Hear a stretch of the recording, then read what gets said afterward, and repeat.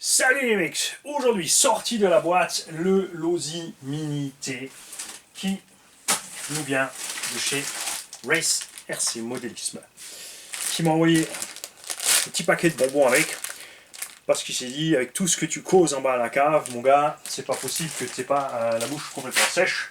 Et une haleine de chacal, il m'a donc envoyé des bonbons à la menthe, et t'as pas tort. Au bout de 3-4 heures là en bas à causer quand je fais mes vidéos, surtout en toutes les langues, il y a un chouchi. J'ai reçu avec ça, j'adorais quand j'étais petit. C'est un truc on était toujours tout foufou, on attendait que ça tous les ans. C'est de se précipiter chez notre revendeur pour chercher les catalogues des constructeurs. Il n'y a pas internet, donc à l'époque tu avais tout mon catalogue et Team Magic continue de faire ce catalogue. Il y en a d'autres aussi. Il y a notamment des marques qui le font payantes, donc tu payes très cher pour avoir ton catalogue pour pouvoir acheter chez eux. C'est assez étrange, je dois dire. HRC Distribution qui sont super, franchement. C'est une boîte suisse à la base. Ils ont un bureau en Allemagne, un bureau en France. Ils ont évidemment du VRP qui se balade dans tous les sens sujet. Et avec toutes les boutiques avec lesquelles j'ai discuté, j'ai eu le même écho. Ces gars sont vraiment super sympas. Ils sont présents, ils font gaffe, ils écoutent. HRC qui a dernièrement développé une ligne de batterie. Hein, évidemment, c'est un importateur donc ils rebadgent, mais eux, ils disent pas le contraire en fait. Ils te disent pas c'est conçu dans un bureau de Toulouse. Non, ils le rebadgent, c'est écrit HRC Distribution. Distribution, c'est pas écrit fabricant. Hein. J'ai pas pu tester ces lipos. À l'occasion, peut-être, on se penchera dessus pour voir ce que ça donne. Ce qu'ils font aussi, c'est tout ce qui est, regarde, roulement. Écrou anodisé, écrou de roue en 17, en M6, en M5, en M4, hexagone de roue, goupilles de toutes les couleurs, les petites languettes en plastique ou en caoutchouc pour remettre sur les clips, ce que les gars en crawler aiment bien, les petits câbles pour fixer les clips. Ça c'est typique du 1/10 pour les ailerons, les carrosseries. En fait en complète ils enlèvent une seule fois le clip qui prend les deux barrettes pour enlever ça. Enfin bref, t'as vraiment un méga catalogue. Et là, ah oui, c'est là où je voulais en venir. Regarde, voilà. HRC, c'est aussi les premiers qui se sont penchés sur tout ce qui existe en adaptateur. T'en trouves partout aussi. Hein. Bien sûr, il y en a 2 Pro, il y en a plein. Mais il faut se méfier. Il faut se méfier là. Par rapport à la section des câbles utilisés entre les adaptateurs. Et HRC, ils ont vu très rapidement, ces derniers temps, des choses évoluer sur les connecteurs. Et ils ont suivi le mouvement. Tiens, pour l'interceptor, regarde, on a trouvé la petite bulle bleue. Il y a le module SS One Plus aussi, distribué par HRC. Enfin, le Dual, ça c'est le SS Dual, ça c'est le SS One Plus. Et regarde, les connecteurs, ils sont passés sur quelque chose que j'apprécie énormément. Bon, déjà, tu trouves toutes les boulettes, les PK, de tout ce que tu veux. Regarde. Ces derniers temps se développent par exemple les connecteurs qui ont 3 pôles pour les moteurs. Attention, ils ne sont pas réversibles. Et ça c'est un problème parce que si tu n'es pas réversible, si tu... enfin de toute façon je dis une bêtise, ça sert à rien que ce soit réversible parce que si tu changes de toute façon les 3 causes sur ton moteur, il tournera toujours dans le même sens. Il faut en tourner que 2. Donc il faut bien faire gaffe quand tu soudes ça entre moteur et vario, que tu aies... Évidemment, si ce combo est dédié à rester dans le véhicule, c'est pas un problème. Mais si tu as besoin de ton combo ailleurs, il faut que ton moteur, enfin que ton vario puisse être programmable sur le sens de rotation pour pouvoir l'inverser par la suite. Parce que si tu l'as pas, comme c'est le cas souvent sur des RTR, il suffit de changer 2 des 3 fiches moteurs sur un moteur brushless pour inverser le sens de rotation, si ce n'est pas un combo avec un capteur. Si c'est avec un capteur, tu ne fais surtout pas ça. Différents types, hein. Tu as des connecteurs plats, tu as des plus en triangle arrondi, en triangle, non, le mélange entre un cercle et un triangle, un cercle angle, un triangle, comme tu veux. Tout ce qui est connecteur EC3, EC5, Traxxas, XT90, XT60, il y a tout ce que tu veux.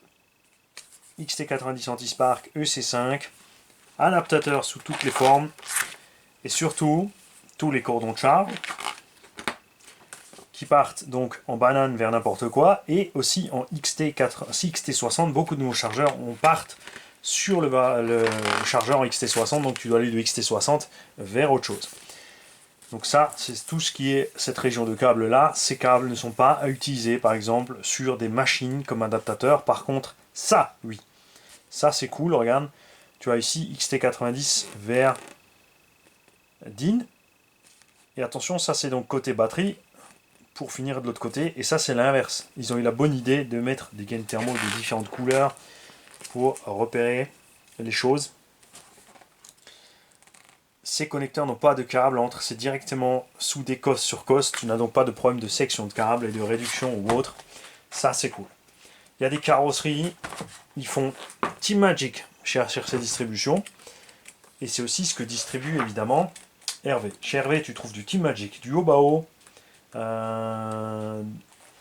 quand même penché un petit peu sur Obitech parce que bon, bah, c'est français, il y en a plein qui aiment ça, et il faut laisser tout le monde être content avec ce qu'il veut, et c'est tout à fait normal. Il fait aussi Horizon B, je cherchais le mot, vous avez remarqué. Au lieu de faire O, je fais des E, eh ben, je fais des blancs. Genre, je suis en train de dire ce qu'il y a dans le catalogue. Et Ropex. Ropex, ce sont des pneus. Là, regarde, tu reconnais le profil de l'ancien Proline Trencher. Ces pneus sont montés sur le Hongnor Mega Boost. J'avais ce pneu en main. Franchement, ça paraît bien, point de vue gomme, point de vue poids. Et surtout, ce que j'ai en main, c'est cette gamme indice à crampons. Ce que je n'ai pas vu, malheureusement, c'est ça. C'est les petits chevrons ici, un dixième. Alors, j'espère pouvoir mettre la main sur ces pneus pour pouvoir explorer cette gamme. Parce qu'en 1.8, surtout, hein, enfin moi, mon truc, mon dada, c'est le 1.8. Hein, on va faire un petit peu de MT10 quand même pour 2021. Justement, toutes ces pneumatiques, on a un souci. On a Proline, qui est très cher. On a Louise qui est acceptable niveau tarif, enfin même super bien placé niveau tarif, spécifiquement en Allemagne ou chez Hervé. Mais ça manque un peu de concurrence, je trouve. Et là, on a Ropex. Alors, on a aussi des pneus pistes, mais tu vois, c'est pas le même profil que les Louise. On a des pneus à crampons, c'est pas le même profil que les Louise. Et on a ça dans toutes les tailles. On a un 8 avec sans déport, en jaune, chrome, black chrome, en noir simple. Que ce soit un 10 avec offset ou 100, un 8 avec offset ou 100. Très intéressant aussi, maintenant on va voir, est-ce qu'on a ici des dimensions? Non, c'est juste écrit Monster Truck 1 dixième, 0 offset, c'est tout. Ça c'est dommage. Hervé, si tu peux parler aux représentants de HRC Distribution qui systématiquement nous donnent les tailles des pneumatiques dans le catalogue, parce que juste écrire un 10, un 8, c'est flou. HRC distribue aussi Proline, ça c'est cool, tu vois. Protoform, Killer Body aussi maintenant, c'est vraiment HRC, vraiment HLA, il y a vraiment énormément de choses dans ce nouveau catalogue. Je feuilleterai ça évidemment aux toilettes, puisque moi je ne regarde pas mes vidéos aux toilettes. Mais venons-en à la chose principale que nous voulions découvrir aujourd'hui, à savoir, je l'ai pris, le Mini T. Évidemment, ils l'ont sorti maintenant en brushless. Alors, j'ai attendu le brushless. Je voulais le brushless. Ce qui est sympa sur le brushless, c'est les pneus arrière multipico. Le combo brushless, évidemment, très économique. L'engin est léger, donc il peut se contenter d'un petit moteur. On a une grosse autonomie, on a une grosse puissance. Vraiment 3S, c'est un missile ce truc. Je sais que par expérience, dans des petits engins comme ça, le moteur à charbon suffit large. Ce qui est par contre dommage, sur la version brushless, je n'aime pas la carreau. Donc, j'ai appelé Hervé. J'ai dit Hervé, est-ce qu'il te reste un Mini T, et le voici. C'est pas le micro T, ne pas confondre, il existe le Mini T et le micro T. Hein, parce que là, il y en a qui ont compris autre chose quand j'ai dit microte. Cet engin est livré avec une radio que vous allez reconnaître. La petite radio turbo dont Mani a acheté un lot de 10 pour les mini-voitures des Tombola. Coûte pour toi, directement Chine livrée, à peu près 15-17 € la radio. existe deux modèles. Un modèle qui a 4 piles AAA et un modèle qui a 4 piles AA à bord. Ça, c'est celui avec le AAA. Donc, les toutes petites batteries, donc la version la moins chère, entre 12 et 15 euros. Livré maintenant d'origine chez Horizon Hobby. Et ils vont te dire c'est une radio à eux, c'est du truc top mood. Non, ça c'est une radio chinoise pas chère. Après, elle fait le taf, elle fonctionne, elle a les inversions, elle a des brides de puissance. Enfin non, je crois, steering trim, throttle trim, channel 3, reverse, à voir. Sur celle que j'ai là, sur les turbos, en fait, si tu tournes à fond à droite et tu appuies le plus et moins du trim, tu brides ta direction à droite ou à gauche, ou les gaz ou les freins. Évidemment, quand tu fais ça sur les gaz et les freins, l'engin est éteint. Sinon, lui, il fout le camp. Petit chargeur automatique qui se branche en USB. Là, évidemment, beaucoup vont dire ouais, c'est pas cool, tout le monde n'est pas équipé d'USB partout. C'est un fait que ça se multiplie. On a ça maintenant dans les constructions. On te livre des prises USB parce que ça sort largement assez de voltage et de puissance pour alimenter plein de machins. Et ça permet de charger donc directement par le pôle d'équilibrage la batterie qui est à bord que nous allons découvrir. Dans le temps, il y avait une énième hache à bord du charbon et à bord du brushless. Maintenant, ils ont mis une LiPo. Le chargeur sort 8,4 volts, 500 mAh et il peut être branché sur une prise, attention, ça c'est très important en USB, hein. Ça j'y tiens. Il peut encaisser maximum 1,5 parce qu'il y a des prises USB qui sortent 2 ampères, donc ne mettez pas ça sur des chargeurs de téléphone nouvelle génération très performants ou des grosses tablettes, vous allez cramer votre chargeur. La batterie risque rien, mais là ça va fumer sur la prise, c'est sûr. Donc évitez ça, faites gaffe. Vous pouvez mettre moins de puissance, mais pas plus. On reçoit tout de suite, ça c'est la mode aussi, tout ce qu'il faut pour upgrader ta machine. T'as acheté un engin à charbon pas trop cher parce que tu veux un petit budget. On est ici sur à peu près, je vais même pas regarder le tarif, hein, je vous laisse faire. Hervé, si tu veux bien mettre s'il te plaît les tarifs en dessous, ça serait sympa. Toutes les options alu, amorto, fusée, échappe, cale de train avant, direction, etc., etc. Je pense pas nécessaire, mais plein de gens dans ces petites échelles-là aiment bien faire ce qu'il faut à ce niveau-là pour les pimper à bord. Surtout aussi, on te conseille tout de suite d'acheter la radio à 250 €. Et le tout nouveau micro combo. Regarde. Et ouais, t'as bien vu. Le combo moteur. 6000 kV et le vario est intégré dans le moteur. C'est une technologie qui se répand parce que c'est léger. Ça permet d'avoir moins de choses dans le véhicule. Et c'est sympa sur les petites échelles. Sur les plus grosses, je suis pas pour parce que s'il arrive quoi que ce soit à niveau vario, t'es bon pour changer les combos complets qui coûtent donc très cher. Et moi je préfère vraiment avoir des varios et des moteurs et pouvoir mixer mes KV, mes machins, mes bidules sans devoir changer tout l'ensemble. Et honnêtement, j'ai même pas envie de savoir combien ils vendent ce combo. Après, pour l'upgrader en brushless, t'es pas obligé de prendre ça. Il y a des combos, ça c'est chinois à la base, hein, c'est juste rebadgé dynamite. Tu trouves ces combos pour 20-25 €. Surtout les fans de micro-machines genre Kyosho. Sachez que ce que vous payez 70, 80, 100 € chez nous ne vaut que 25 en Chine. Et c'est le même moteur. Notice.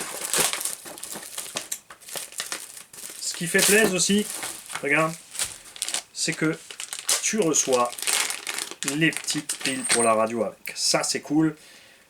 Ça m'est égal sur un engin pour moi. Après c'est vrai que c'est toujours pareil, hein. Micro machine, on pense au Ptio. Vanille, il essaie d'ouvrir le fond de la radio, ça va plus. Donc c'est cool quand même que les gamins ils puissent recevoir tout le matériel. Le sens pour les batteries est écrit de côté là sur le manche. Regarde. Est-ce que tu vas le voir? T'arrives pas à le voir avec l'angle. Oh. Si là, regarde, tu vois, c'est écrit là. Donc le plus vers le bas.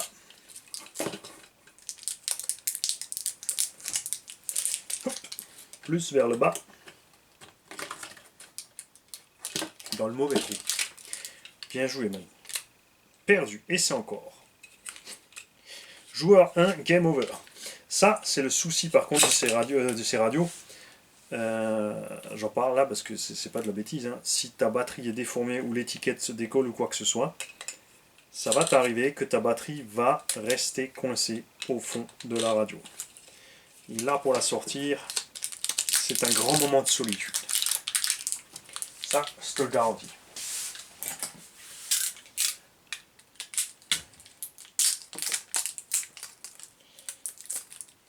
Alors, plus vers le haut, plus vers le haut. Très bien. Hop. Ouais, ça, les gamins, ils adorent. C'est sûr. Alors, on va poser tout ça de côté. Tu reçois une clé en croix et un bin plug et une toute petite clé Allen. Alors, le bin plug, oui, c'est important sur Spectrum, surtout, hein, comme la moitié du temps, Horizon Bit bin plug les véhicules. La notice du Mini-T, qui n'est pas le micro-T, qui est encore plus petit, ça c'est du 1/18e, le micro-T c'est du 1/28e. C'est la notice qu'on reçoit génériquement maintenant chez Horizon B, où il y a juste les précautions d'usage, comment tout brancher, dans toutes les langues possibles et imaginables, et juste à la fin, tout à la fin, uniquement à la fin, la seule chose qui t'intéresse, c'est les 2 dernières pages, ou 3, c'est comment démonter et remonter ta machine. On a un véhicule vraiment structuré comme un 10, on a donc un châssis alu, des côtés caisses pour rigidifier le châssis. Le cerveau par contre, un sauve-cerveau directement monté sur le cerveau, mais aussi à la sauce indice, donc ça c'est sympa. Transmission équipée d'un slipper, ça c'est cool. Cardan devrait être en métal, les fusées aussi devraient être en métal et les noix de sortie de diff. Transmission, on verra si c'est plastique ou pas. Roulement à billes évidemment à tous les étages. Et suspension, je l'espère, hydraulique. Hein.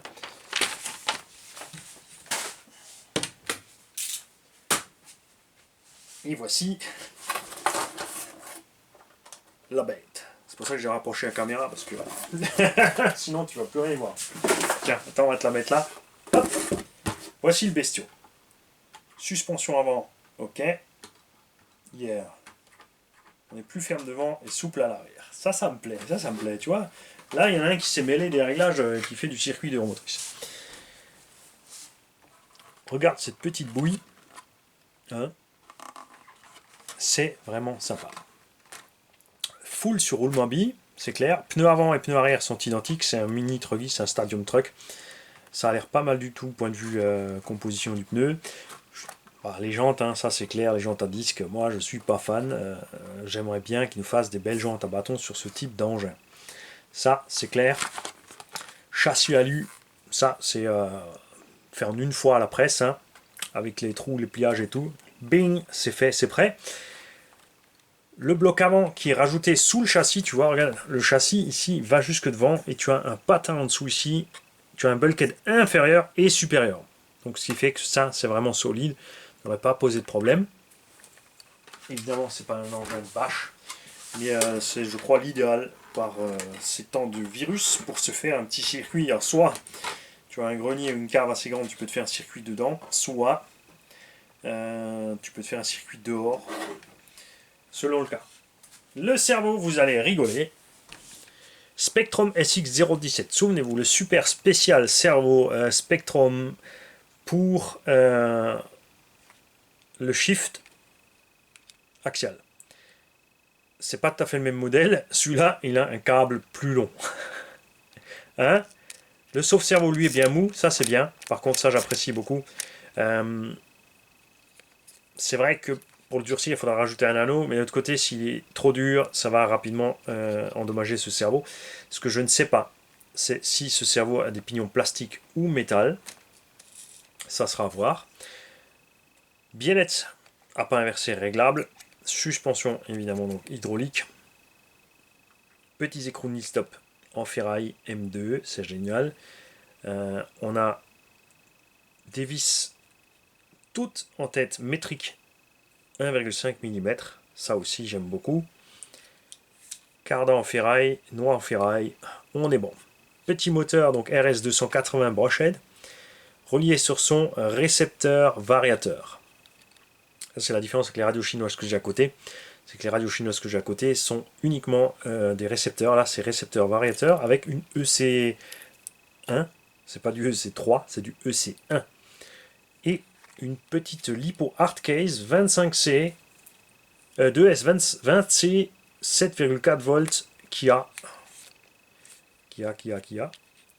Alors très intéressant. Elle n'est pas juste glissée. Il faut enlever un circlips à gauche, à droite. Pour lever le vario. Du coup, ça lève avec le câble. Et non, regarde, ils l'ont fait. Le mini câble avec l'interconnecteur. Donc tu lèves tout le câble. Ça, je suis pas fan. Et tu peux sortir ta lipo. Alors, évidemment, eux, ils ont peut-être pensé au fait que... Oh, t'arrives pas à le sortir. C'est une farce. C'est quoi cette histoire? Non mais les mecs chez Lozi, il faut vous calmer. Hein. Voilà. C'est un peu tarabiscoté.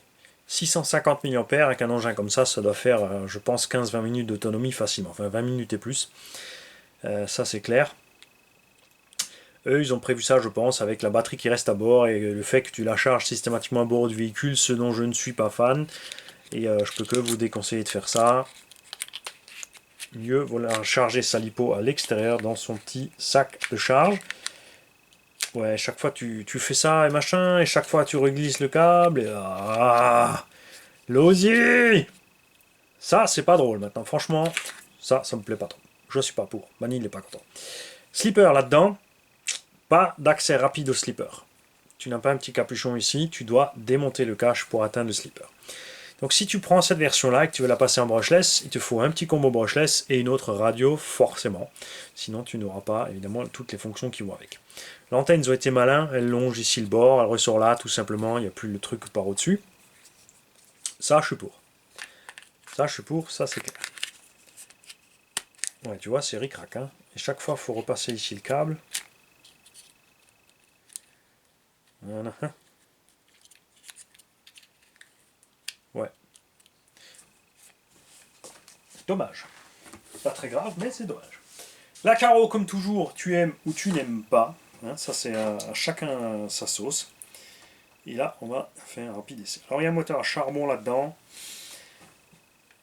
Tu peux le roder ou non. Ça, c'est à toi que ça regarde. Le rodage consiste en quoi? Eh bien, le collecteur du moteur électrique, à la base, est cylindrique. Tes charbons, ils sont livrés plats. Donc soit il y a des usines qui les livrent déjà pré-arrondis, soit ils sont plats, donc tu n'as pas une grande portée du charbon sur le rotor. Donc le rodage consiste à faire tourner lentement le moteur, sans exagérer la vitesse, jusqu'à ce que le charbon soit usé à la forme exacte du rotor. Ça se fait très facilement aussi dans l'eau, il faut sortir le moteur, il faut plonger le moteur dans un verre d'eau, pas un verre de la cuisine, hein, tu prends un truc que tu jettes après, ou un gobelet plastique, ou de la récup, ou quelque chose avec lequel tu travailles évidemment. Tu le trempes dedans et tu le fais tourner 5-10 minutes dans l'eau, ça va accélérer la chose, c'est beaucoup plus simple. Ce sont des bagues en bronze, donc elles ne craignent pas l'eau, le moteur ne craint absolument pas l'eau.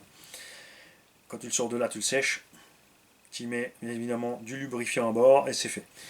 Perso, sur les petits engins comme ça, je ne m'amuse pas à roder, c'est un fait. Tu peux gagner des performances avec le rodage, mais tu vas avoir la même chose après avoir roulé un ou deux packs cool.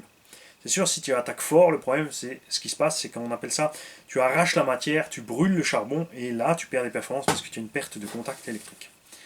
C'est très important si tu fais de la compète, ok. Mais pas si tu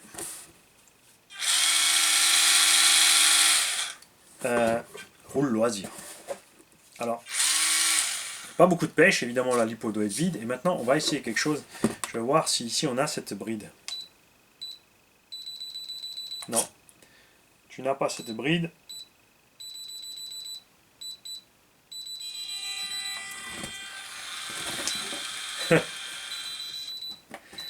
Oui, forcément, Mani, si tu appuies sur le plus des gaz quand tu es sur la direction, ça va pas bien se passer. Si! Ou bien? Attends.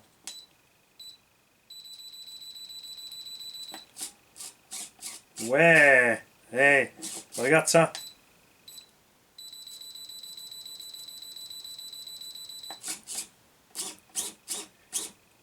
Alors c'est pas un EPA par côté, c'est un dual rate. Donc on va faire la même chose avec les gaz, on va rappuyer plus.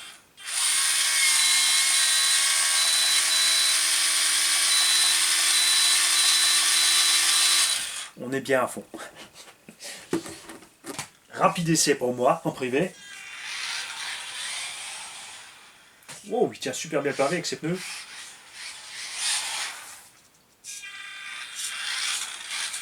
Bon, ben je vous laisse les mecs, hein. Moi j'y vais, je vais me marrer. Non, il faut que je charge bien sûr la batterie d'abord. Mais super. Bien mieux que l'ancienne version, je peux vous le dire. C'est certain. Hop, on débranche. Oui, moi je me sers jamais de mon bouton on-off, je branche ou je débranche. De cette façon-là, la batterie reste jamais à bord branchée. Parce que c'est le meilleur moyen de la vider et d'avoir des soucis.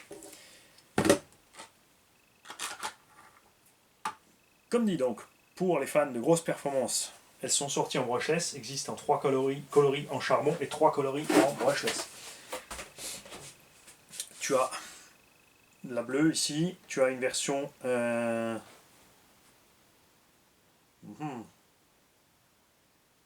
les deux autres, il faut chercher. Ah si, il y a une version grise, jaune et blanche, une version bleue, orange, jaune et blanche, il fallait à chaque fois le orange entre, ou rouge, orange, jaune et blanche, tout simplement.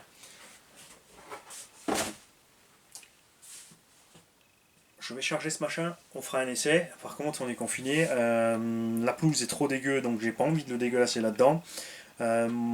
Si ça va, si j'ai la place, on fera un petit circuit salon, salle à manger et cuisine, hein, éventuellement. Moi, je m'étais éclaté à l'époque avec cette machine en FPV. Ouais, j'avais collé une mini caméra dessus, la Fat Shark, ton appart devient immense du coup, parce que c'est vrai que quand tu roules comme ça, dès que tu as une chaise ou un obstacle devant toi, ça te gêne le passage. Tu ne vois pas, tu passes derrière la table, tu ne vois plus derrière, tu passes sous le canapé, sous le machin, tu vois plus rien. Alors qu'avec la caméra au bout, c'était top, surtout sur le micro-T, parce que lui il passait partout. En fait, tu avais un appart de 100 mètres carrés, tu roulais sur 98 mètres carrés, sans problème. Le seul endroit où tu ne pouvais pas rouler, c'est là où il y avait les poteaux des chaises. Donc un grand merci à RC Race Modélisme, notre Hervé passionné et à fond dedans, qui fait ça vraiment avec plaisir. Et ça, c'est vraiment super. Niveau solidité, vous n'aurez pas à vous inquiéter avec cette machine. C'est une mini machine, elle est légère, surtout avec le moteur charbon, qui ira pas trop fort pour la transmission. C'est un engin sympa pour débuter pour un petit haut, qui pourra rouler des plombes et des plombes et des plombes. Idéal évidemment si tu as toi-même un terrain avec une cour intérieure, ou aussi un endroit où le petit peut rouler tranquillement. Une petite aire de jeu avec les espèces de sol caoutchouc ou n'importe. Une grande place, comme ici on a un rond-point au bout du cul-de-sac. Si je me mets dans l'entrée du rond-point, personne ne peut rentrer dans le rond-point. Je peux donc rouler tranquille avec ma machine et j'ai le temps de m'enlever quand quelqu'un va arriver. Par exemple.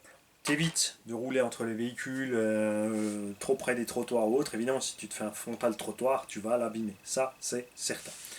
Ce qui est bien aussi, c'est que la transmission est complètement fermée, donc on peut vraiment rouler en tout terrain. Je ne suis pas du tout fan de ces pneumatiques pour rouler à l'extérieur.